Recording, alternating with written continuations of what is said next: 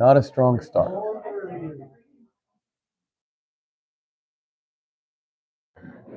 Okay. What do you think? Thank you. All right. I asked Samantha if we could get um, like a poster with the QR code, and like it took her about 45 seconds to generate this thing. So I was like, oh, okay. So she took it as a challenge and she was insulted by the degree of difficulty on that. So yeah.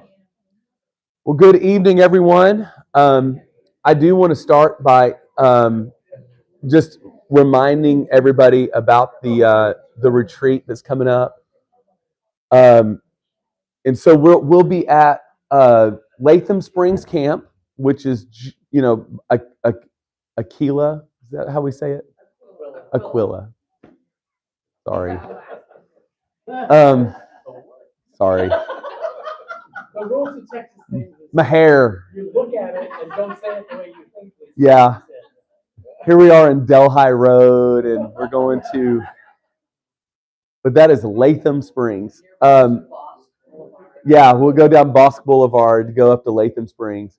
I'd encourage you to scan this QR code. You can find it here. It's also on that poster right there on that over there if you want to get it on that side.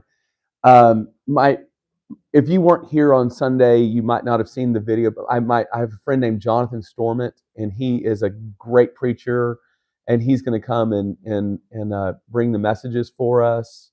We're going to have worship. We're going to have activities. I think we're going to do like a fire pit and marshmallows and stuff like that on Friday night, which I'm excited. S'mores, yes, I like the idea of that. And lots of different activities going on for that. And I'll say that if you can't make the whole thing, come out for what you can. We're gonna basically the $35 fee that we're charging for that basically just covers our meals on Saturday. And so if you just want to come out on Saturday and spend the day, we'll start with breakfast at 8 a.m. And then we'll end after dinner somewhere around 6:30. I think we're supposed to eat dinner at 5:30, and we'll be done somewhere around 6:30. So if you just want to come out on Saturday and spend the day with us on that, encourage you just to register, sign up, and let us know about that. Um, and we do have T-shirts, and we have a T-shirt cannon. So I'm just come for the show. Um, and of course, it's also great. Bring your kids, grandkids, all that good stuff. And I think the Henrys are bringing their R, the RV site. Yeah, that's right. Yeah, yeah. So bring your RV if you got one. So I don't know who else in here has an RV, but if you've got one, they've got hookups out there. So just let us know about that. Want to continue. Thank you, Larry, for teaching last week. I appreciate that. My grandmother, Krista Dobbs, me mommy, is at home she's not at home. She's at my mom and dad's home. Let's be very, very clear that 5507 28th Street, Lubbock, Texas, is me mommy's residence. That's her home. And she would never say that Comanche, Texas is her home. Yeah, exactly. Uh, but she's at my mom and dad's home on hospice care, and she's been there since Friday, right? Friday of last week. And so just I appreciate your prayers, and I know that you guys have had us in your prayers about that. So, and we definitely feel them, and we'll need it going forward. So appreciate y'all. Um, Also want to just encourage you to keep on praying for Michael Fortson and several others. Mark Henry led a prayer in our elders and ministers meeting earlier, and we just talked about all the folks that we just personally could think about who are having health needs tonight. and Mark filled up he has a few names, just a handful of names there. That's there. So so we're gonna start off this class with prayer, and also I just want to just encourage you. I say it every Sunday about talking to our elders and our elders' wives about prayer. They love praying for you, and you just got to know that they love praying for you. So don't ever hesitate reaching out to an elder, your elder, and if you don't know who your elder is, just find one of find someone, talk to me. I'll direct you to the best elder. They have they commission. I get commission on that, right? So uh no and if you don't know who to talk to, talk to me. But our elders want to, and their wives, they want to pray for you and be there for you. So let me start off by praying, and then we'll kind of get in the message. God, thank you for class this evening. I pray, God, your richest and fullest blessings, God, because we need you. And Father, we do want to pray for those who are dealing with such significant health issues, and we think about Jonathan Mize and the just the way that he got beat up in that wreck. And I pray, God, that you continue to be with him as he heals.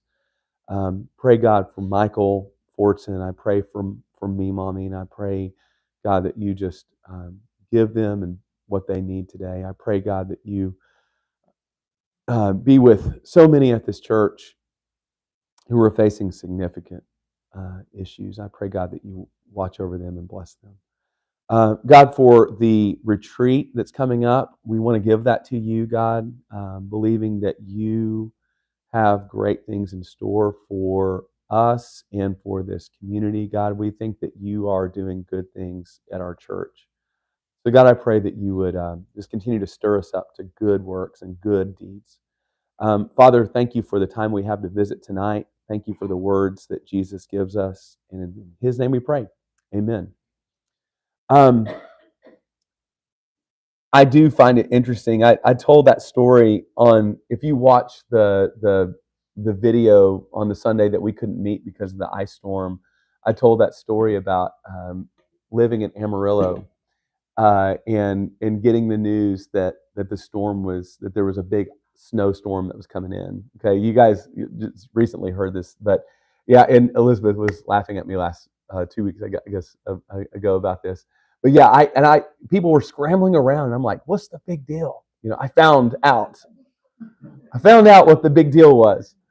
But it's so funny because if unless you've lived it, unless you've been there, you just don't know, right? There's just some things you think you know, but you just don't know, right? And that's just the Texas, ice storms, the Texas snowstorms.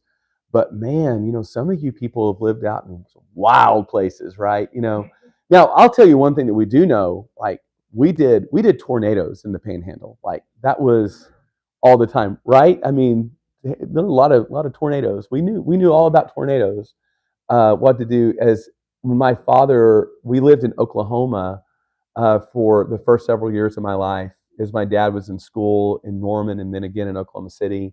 And man, just staying under those, just the stairwell in the house. I spent a lot of evenings in the stairwell in the house, just kind of chilling and going, "Mommy, are we about to die?" And she's like, "Oh, it's going to be okay. Don't worry about it."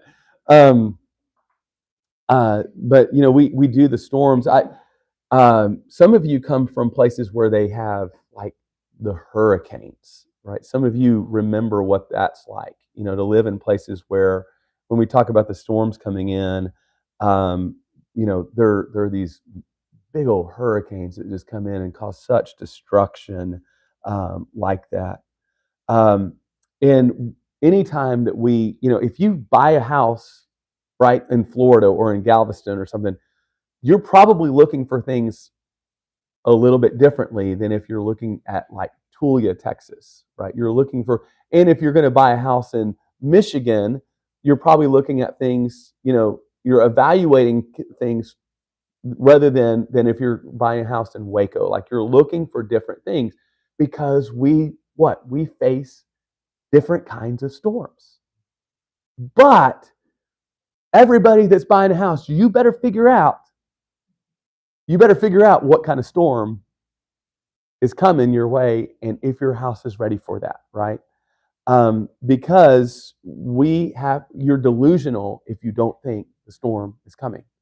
I lived in Amarillo, and just outside while I was living there, there was a developer that started building high dollar homes just to the south of town. And as they started developing that, the people who had lived in Amarillo for quite some time were kind of looking over there and going, "What are they thinking?" Because they were building those houses in a playa lake. Like, you know what a playa lake is? Okay. So, Steve, tell them what a playa lake is. A low place that gathers water when it rains. Yeah. It's a low place. And when it rains, it fills up. But, in July and August, it doesn't, right? It's dry and everything. But they literally started building all these high dollar homes out there. And guess what happened? When they built all these, so imagine a neighborhood, a Badger Creek type neighborhood that's going in, and then the first really big rain comes up, and they have light posts that looks like they look like the Narnia street lamps. That's what I'm trying to say, like Chronicles of Narnia, like street lamps. Those things were halfway up with water, and these people, and you build basements. You build basements in Amarillo. Those people were in a big mess, like a big mess. But the locals were looking over there and going, "That's on you. Like you should, if you bought that, you should." Cranes. We watched geese and cranes land in this field, a couple of years ago, and you just put a house there.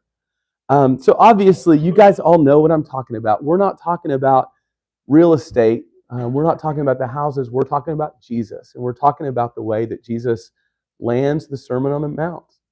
And he talks about these words. And so I just want to look at this together. He says these words. Matthew chapter 7, starting in verse 21, he says, "Not everyone who says to me, 'Lord, Lord,' will enter the kingdom of heaven, but only the one who does the will of my Father who is in heaven. Many will say to me on that day, 'Lord, Lord, did we not prophesy in your name, and in your name drive out demons, and in your name perform many miracles?' And then I will tell them plainly, 'I never knew you. Away from me, you evildoers.' Therefore, everyone who hears these words of mine and puts them into practice is like a wise man who built his house on the rock.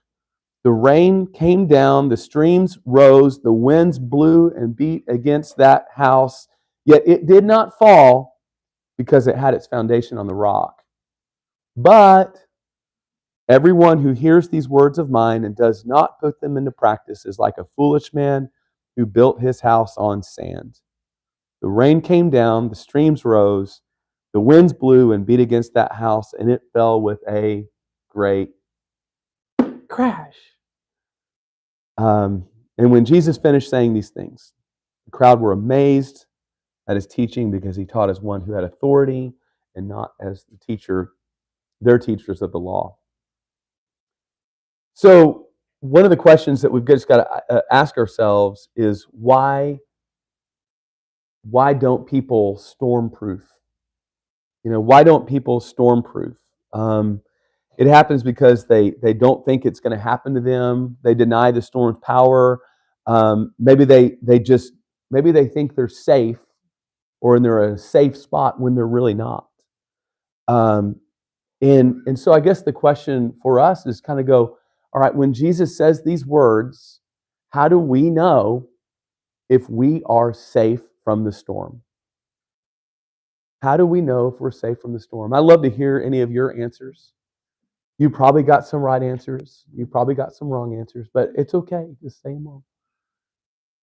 How do we know that we're safe? or maybe Tells you 24. Tells you. he okay. He tells you in verse 24, whoever hears these words of mine. It's everybody who hears these words are safe, right?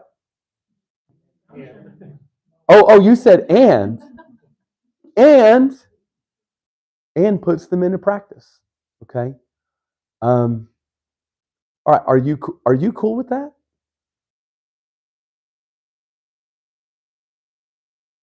Okay.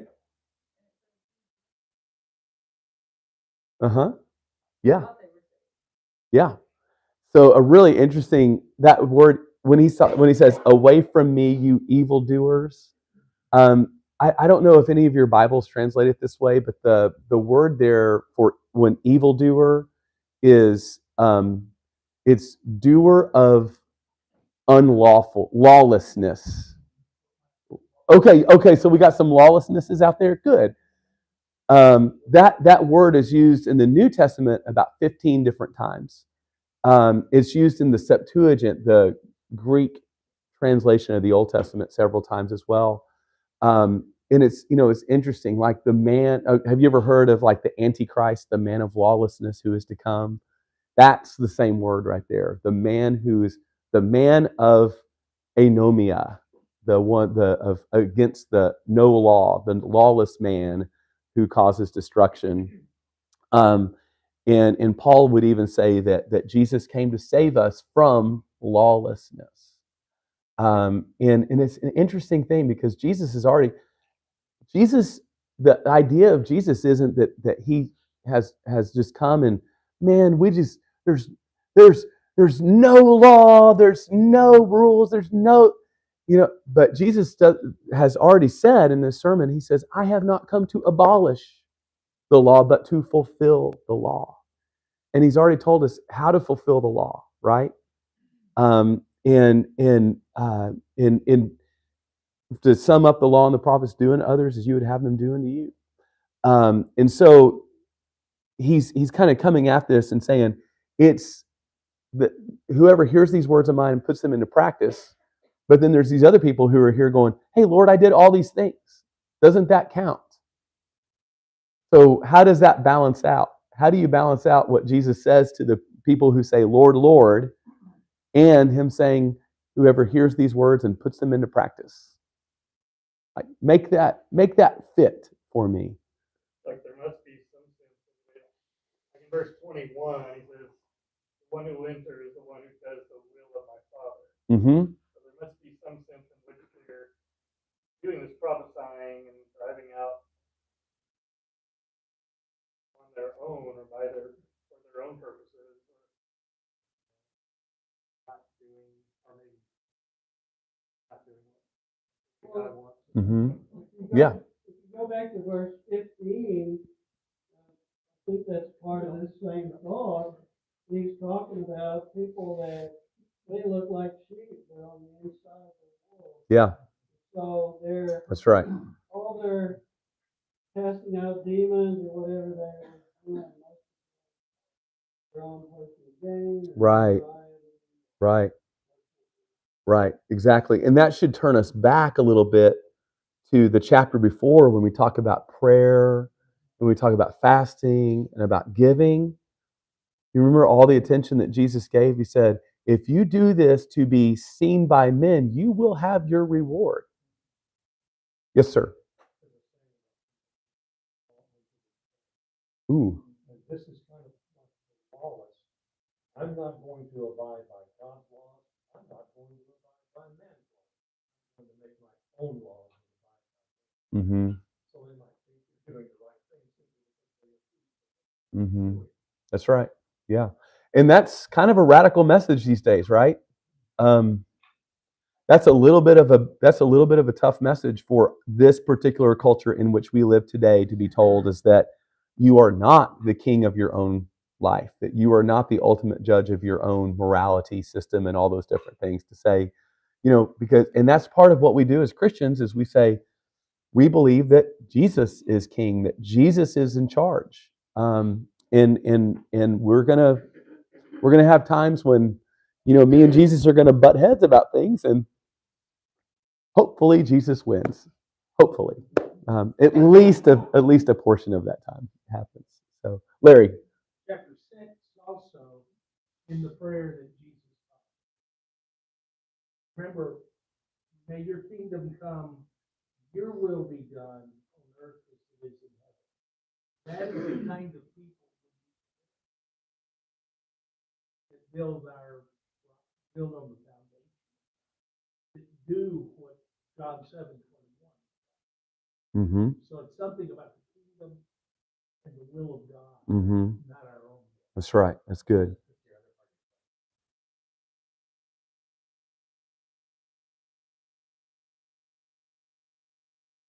Mm-hmm.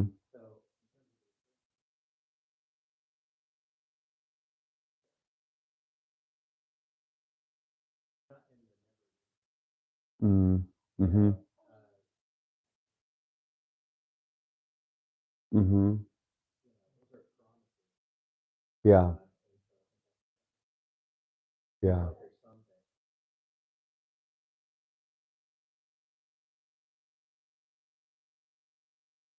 Mm-hmm. Yeah. That's probably a good point. I don't know if this is. I don't know if this might not. I'm just going to throw this one out there. You guys can weigh it, measure it. I feel like when Jesus is talking about false prophets, it's almost like to say, here's the way to measure others. When how are you judging whether to listen to someone?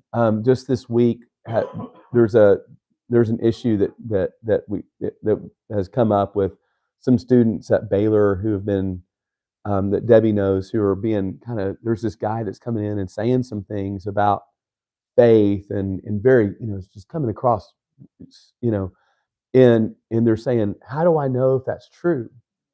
And it's like, okay, well, measure the fruits. Like, look at the fruit. Look at what's happening here with these with them. But then so that's kind of almost an external evaluation.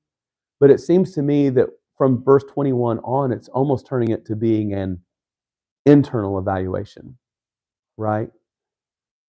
It's almost like it's trying to ask the question of, like, I myself am supposed to be looking at a mirror, and I need to ask those questions of saying, does Jesus know me? You know, or am I just running around saying, Lord, Lord, look at all the stuff I'm doing? And it's all, which and I'll just tell you guys this, for me, um and I got to tell you, I've known, one of my greatest mentors when I was learning to do ministry was he was a friend, great preacher. Man, he's one of these guys that I would stand in the rain to hear him preach. And I wanted to be like him. Like, I wanted to be like him. Um, we spent a lot of time together, went on trips, different things. He came to my wedding, but his life was exposed. Um, and, a lot of just sexual infidelity. And he just wasn't he was not who he claimed to be. And when he was exposed in that, like when it finally all came out, he, um, he left faith when church could no longer be his bread and butter, right? When he wasn't going to get a paycheck from a church, he left faith altogether. And I look at that, um, and I look at somebody who's, and it's hard, but you look at someone who's he did a lot of great things. I mean, he brought a lot of people to faith, even, right? But that's that, Lord, Lord, Jesus just says, I never knew you. Um, and that's hard, and I pray for his repentance, right? I don't want to say that he can never ever come again, but I'm telling you that I've seen that happen up close, and it's a hazard for me, and I need to pay attention to these words to make sure that I'm not coming up to Jesus and saying, Jesus, I preached 45 sermons a year, and I taught Wednesday night Bible classes, and I did these, all these things. What did you say? What? Yeah. And, yeah, yes. Is it possible, though, that in the context of this, where earlier he's talking about wolves that were disguising themselves as sheep, he's referring to individuals who knew who they were. Mm-hmm. They were intentionally deceiving others, but they weren't deceiving Jesus. Yep. So when they said, Lord, Lord, we did these things, he saw right through what they were doing and said, you can fool other people. But, That's exactly right. Yeah, because what do we know? The Father who sees what is done in secret. God knows. God knows. Don't try to pull a fast one on him. We have to be careful to think that this might apply to us who are truly trying to follow in the steps of Jesus. Say, well, but he may someday say. Oh, yeah. So I get what you're saying. Yeah. So you're coming back on the, right, the whole thing of, well, we're Church of Christ. We don't believe in once saved, always saved. So instead, we believe if saved, barely saved, right? If saved, barely saved. And I think that's a good word too. Tim, were you going to say something?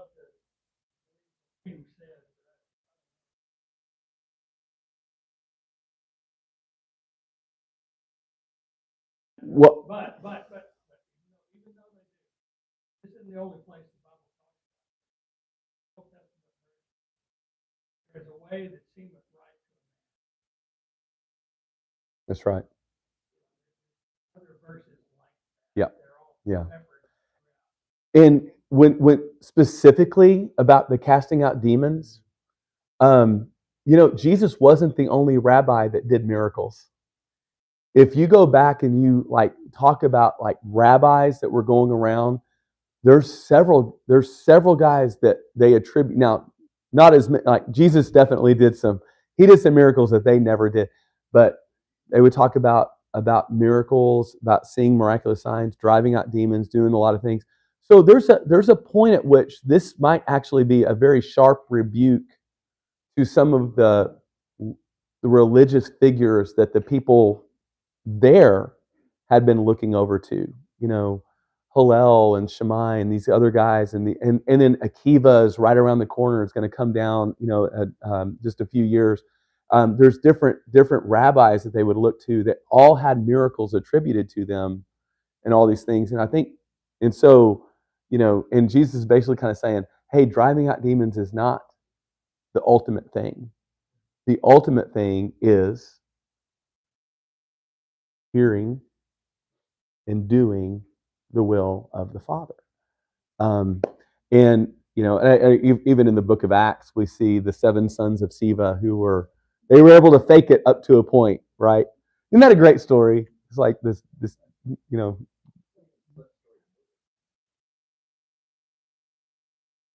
Exactly.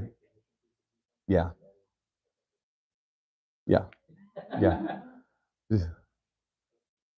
So,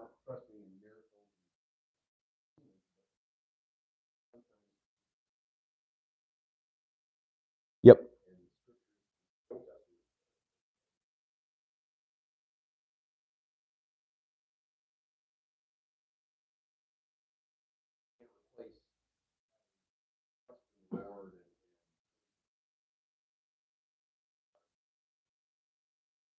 Yeah, exactly. So, and this is, and we struggle with this because the fight that a lot of you, not all of us in this room, but a lot of you in this room, you grew up in a church that was really fighting the fight between grace and works, right? Grace and works. And so when we start talking about and we read these words of Jesus here, there's a part of which it starts to get uncomfortable, right? Because it feels legalistic. And it obey becomes a 4-letter word, right? In church, it's and so we almost fall into this category of going, well, what about grace? What about grace? And this is where we have to understand is saying, hey, look, if we read the words of Jesus and it doesn't, and we have to look at Jesus and say, well, where's the grace? We might need to go back and talk about our definition of grace. We not need to back up and go, let's ask some better questions at this, because I don't think what this is about obeying in order to earn salvation. That I think that if that were true, that the cross would not, like, the cross is our salvation. Jesus is our salvation. He is the way. His death, burial, and resurrection is our hope. But it's through His obedience that we are saved, right? It's through His obedience that we are saved. And now we trust in His obedience to be, and we're called to be obedient.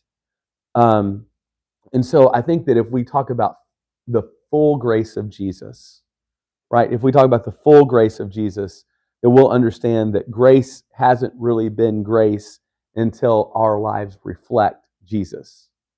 And which feeds us right back in, and when we start talking about be with Jesus, become like Jesus, and do as Jesus did. We don't do as Jesus did because it's, in order to be saved. We do that because we are. Yes. Mm-hmm.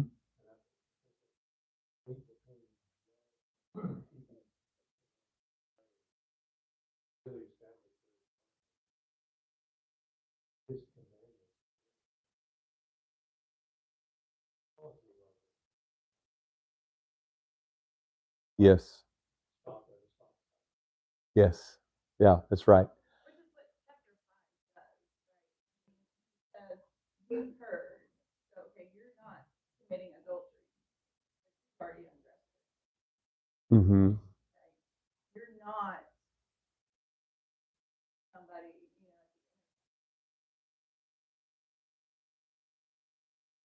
and that's where he's saying, right? Jordan's uncomfortable now. No, go ahead. But it is, I mean, it is like what you said I think that's my earlier, middle where you fingers.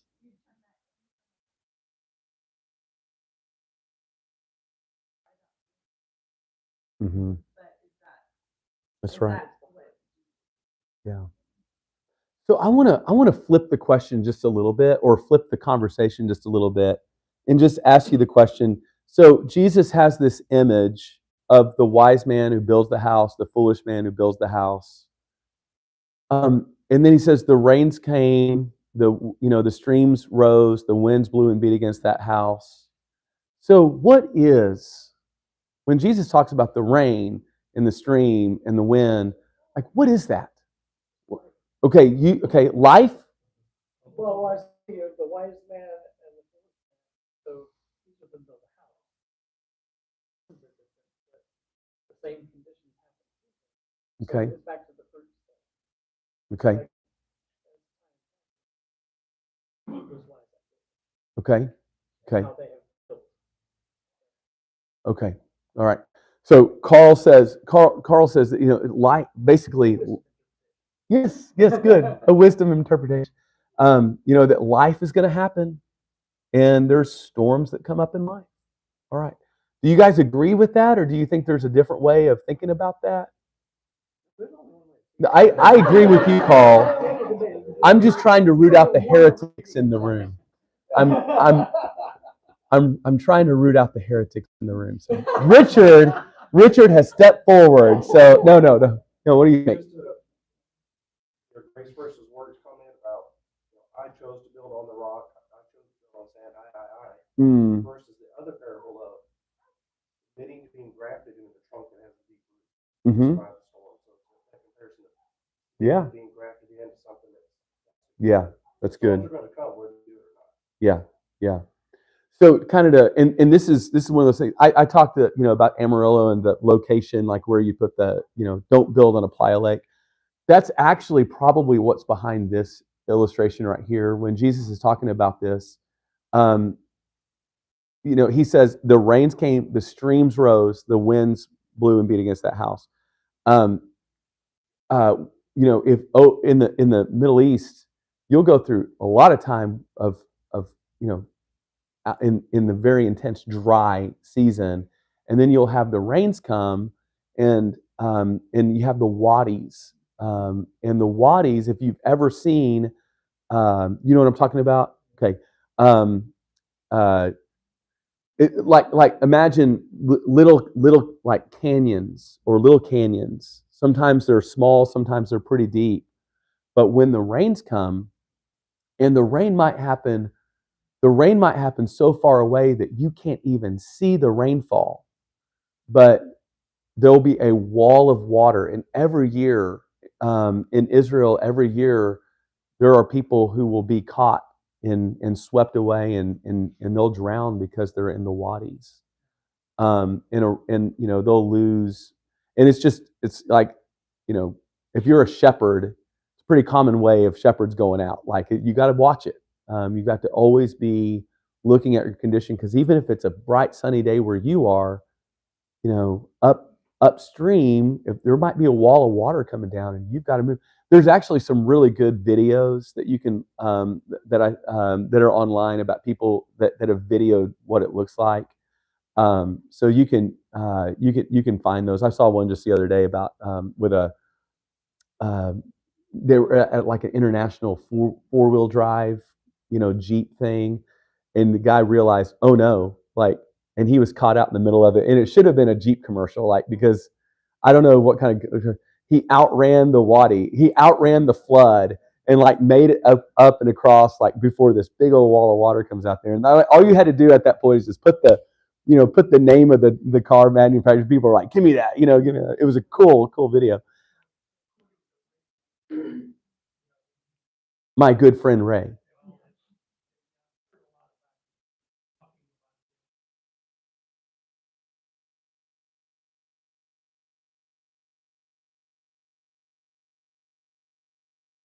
Mm-hmm. The shepherd knows he can't drink from that water because it's dangerous. Killed by something. Right. Yeah. So you need to know that. Right. Shepherd has to. Right. You've got to, yeah. And so you take your clue from the shepherd. You stay where the shepherd is.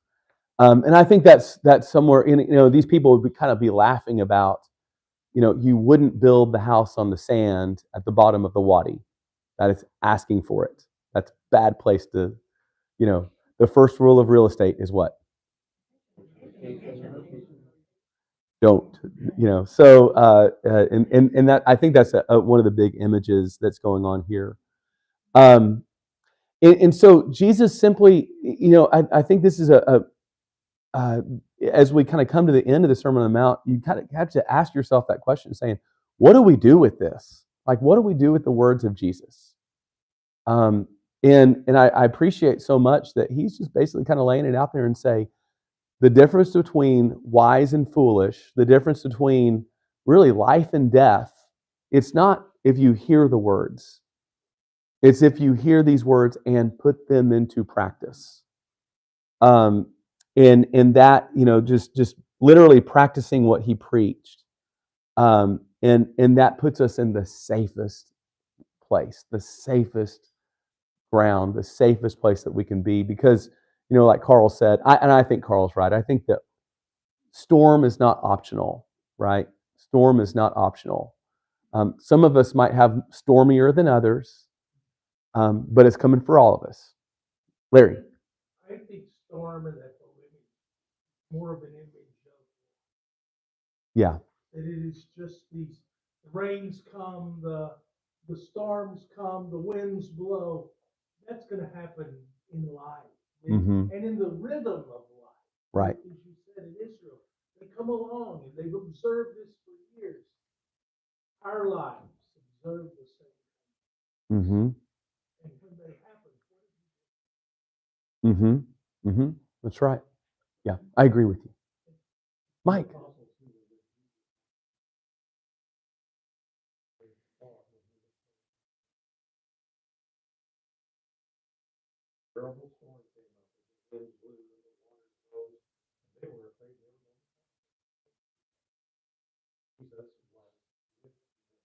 Mm-hmm.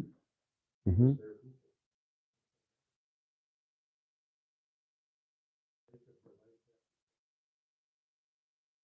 Yeah. Yeah. That's right. Yes, sir. I'm gonna roll it back to where it's and say, we like this frame.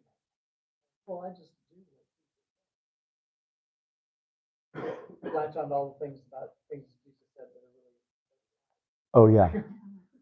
When actually, as I go back to 5 and 6 and say, okay, let's just do what he says. It's like, no, I don't want to do any of it. Right. Like that's not strong. That's not right. That's not the way the world is, Jesus. Yeah. And get us in a little trouble. A lot of what we're hearing about the things that people are calling and saying, yeah, Jesus wants to do this, not the things Jesus wants to do. Yeah. Yeah. And so you know, the conflict is there. Yeah. The challenge is there. Yeah. You can go back and read 5 and 6 of the words. Yeah.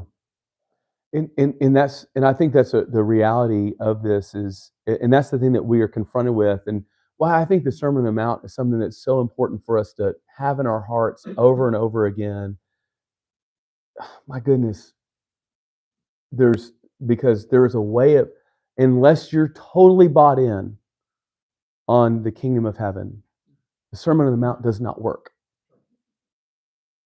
But for those of us who are completely bought in, we understand that the way of Jesus is the only way life works, right?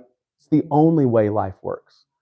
And so, you know, that's, and so that's why for 2,000 years, we've been wrestling with the Sermon on the Mount.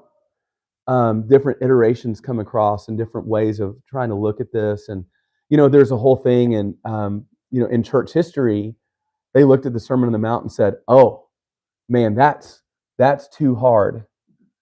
Normal people can't do this. And they had like, what I think is Martin Luther that talked about the 2-level ethic. Does that sound right? Is it Martin Luther? I don't want to defame anyone. You know, I want to defame the right people. But we're basically looking and saying, you know, oh, well, it doesn't work for normal people. So the Sermon on the Mount is only for like the priests, you know, for the special class, you know. Exactly, right, exactly. Because Jesus was like going, okay, in 1,500 years after I say these words, there's going to be a group of people called the priests in Europe. You know, he's, and I'm glad that we can laugh about that. But that's been a struggle for the church for forever. It's kind of looking and going, do these words really apply to me, to us? What do we do with Jesus? And I just think that's the step we've got to take, to look past. And you know, when we talk about discipleship, when we talk about following Jesus, when we talk about all these things, the most decisive step is just to cross the line and say, all right, I'm gonna step on the rock. I'm gonna leave the sand. I'm gonna go to the rock. I'm gonna look and say, Lord, your will be done. Like, let's do it your way on this. And like Debbie said before, that's, you know, unfortunately that means that we are going to do a whole lot of crucifying ourselves on this. So I think that's just always the challenge. Other comments or other things? What's in your mind, Samantha? You seem like Samantha looks like she's got a comment. Okay, you don't? Okay, well, stop having that look. All right. All right. Anybody else want to just jump in on it? Oh, yes. I'm sorry, Samantha. It was really Catherine who had that look.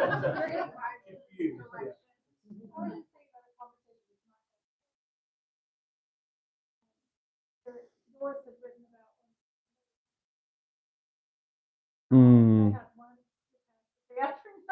her first line in her letter was, I would have stopped a long time. I was just telling her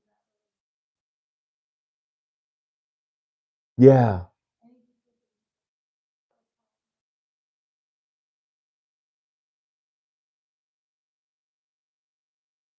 Mm-hmm.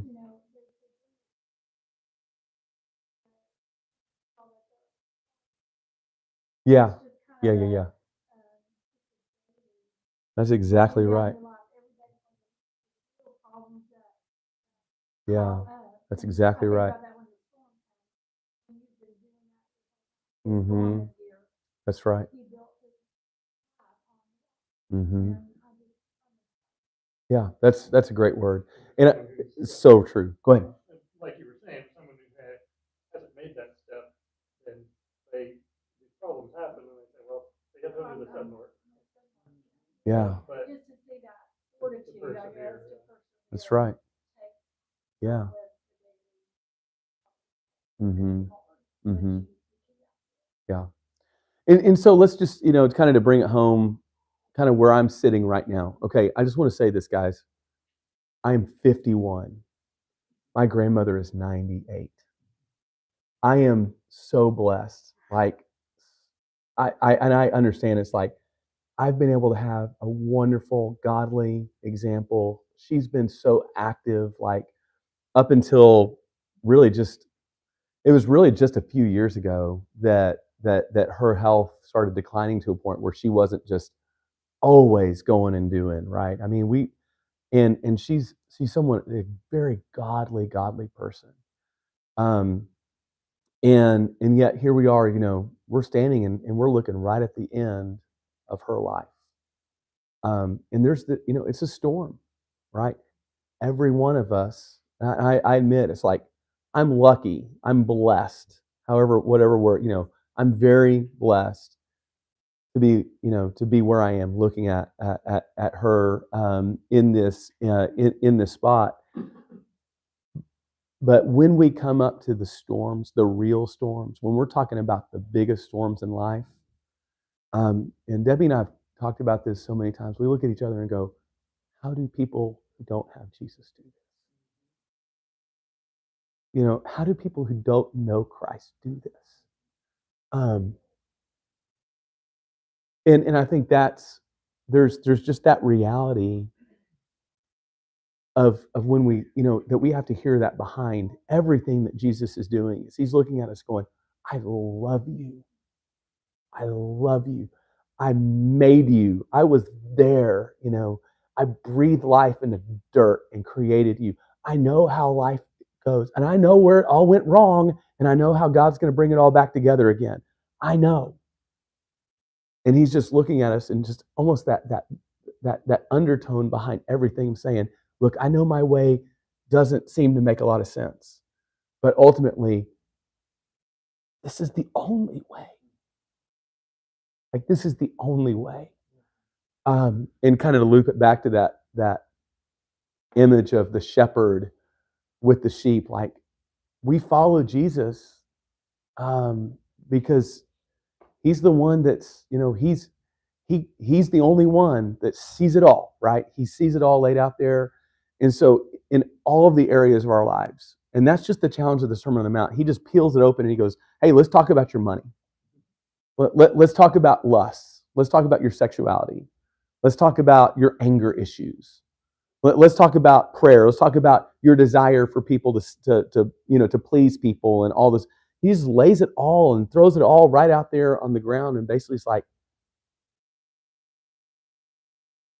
whoever hears these words and puts them into practice, it's just saying, I know this isn't easy, but this is the way of life, real life. And without having Jesus, I don't know how people make it. I really don't. Maybe that's a good way to end because it goes. Oh, it's time for me to end. Oh, or else Dana's gonna get after me. Exactly. And when Dana kills me, you will all know. No, but all this brings me back all the way around to the very first thing that Jesus said in these things, to say, blessed are the poor in spirit, for theirs is the kingdom of heaven. Blessed are those who mourn, for they will be comforted. Blessed are the meek, for they will inherit the earth. Blessed are those who hunger and thirst for righteousness, they will be filled. Blessed are the merciful, they will be shown mercy. Blessed are the pure in heart, for they will see God. Blessed are peacemakers, they will be called children of God. And blessed are those who are persecuted because of righteousness, for theirs is the kingdom of heaven. May you be blessed. May you be blessed. All right. Thank you.